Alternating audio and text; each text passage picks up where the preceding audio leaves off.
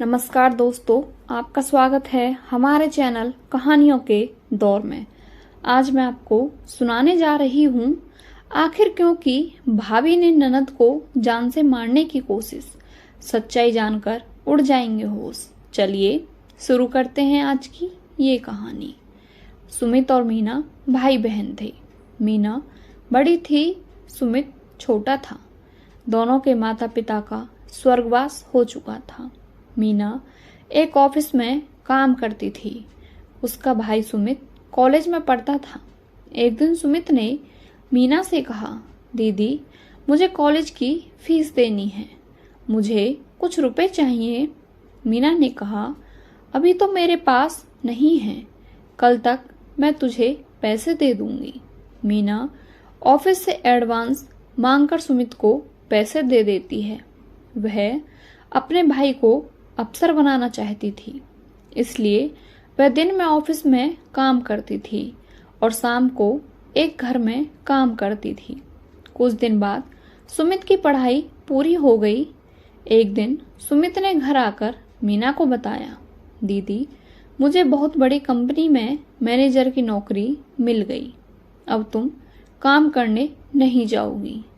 यह कहकर वह जिद करने लगा। हार कर मीना मान गई और उसने काम करना छोड़ दिया। अब वह केवल घर संभालती थी। ऐसे ही समय बीत रहा था। एक दिन सुमित ने कहा, दीदी मैंने कुछ रुपए जोड़ लिए हैं, अब मैं आपकी शादी करना चाहता हूँ।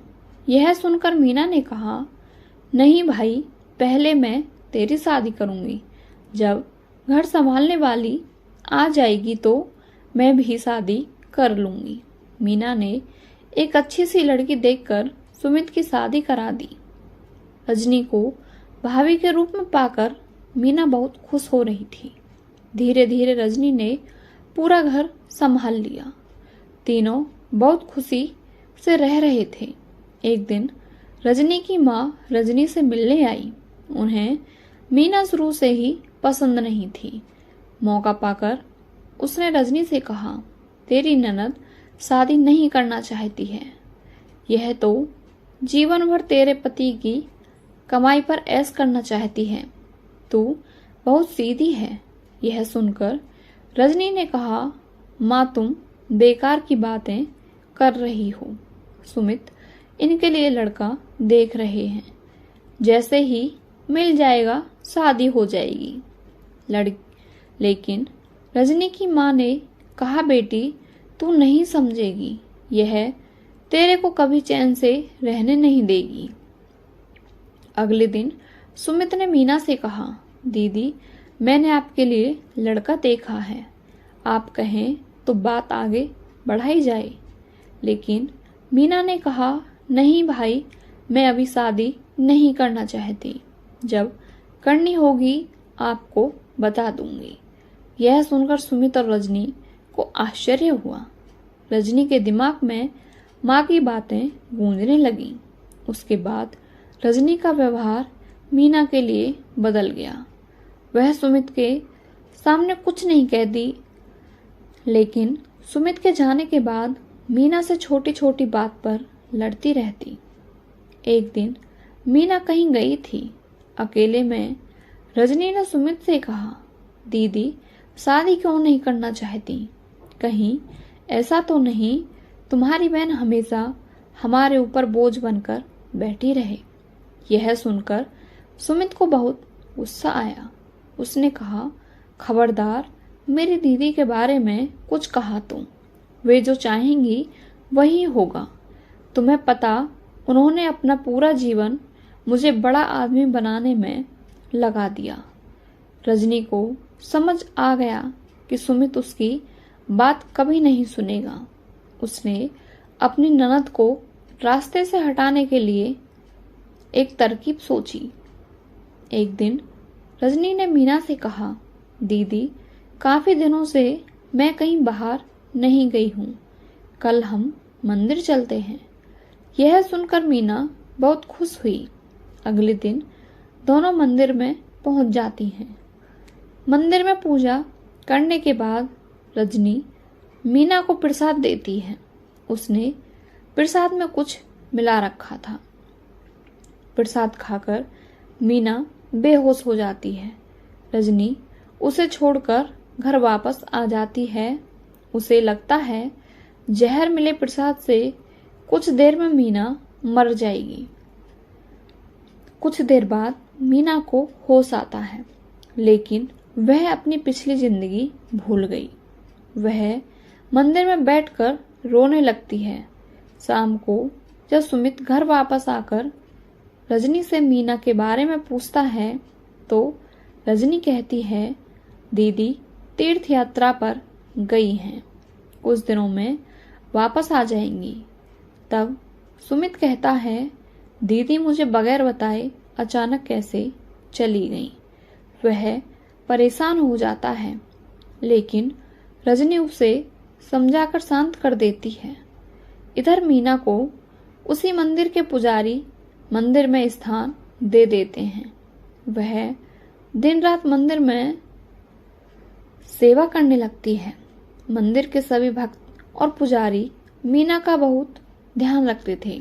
ऐसे ही समय बीत रहा था, लेकिन मीना को पिछला कुछ याद नहीं आ रहा था। काफी दिन बीत जाने पर सुमित मीना को ढूंढने निकल गया। वह मीना को ढूंढता रहा, लेकिन मीना कहीं नहीं मिली। एक दिन वह थककर उसी मंदिर में एक पेड़ के नीचे बैठा था। तभी वहां मीना आई। उसने कहा, भैया मंदिर में भंडारा शुरू हो रहा है, आप भी बैठकर भोजन कर लीजिए। मीना की आवाज सुनकर सुमित चौंक गया। मीना को देखकर वह रोने लगा। तो मीना ने कहा, भैया आप क्यों रो रहे हो? तभी वहां पुजारी बाबा आ गए। उन्होंने सुमित से पूछा तो सुमित मीना के बारे में बताता है। पुजारी बाबा ने कहा, ये लड़की यहाँ बेहोश मिली थी। होश आया तो इसे कुछ याद नहीं था। अच्छा हुआ तुम मिल गए, इसे अपने घर ले जाओ। भगवान न चाहा तो वहां जाकर इसकी याददाश्त वापस आ जाएगी।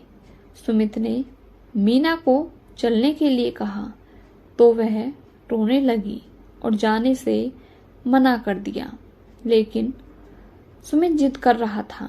तब मीना ने कहा, भाई मुझे सब कुछ याद है, लेकिन मैंने जानबूझकर नाटक किया ताकि तुम और भाभी मेरे बिना खुश रह सको।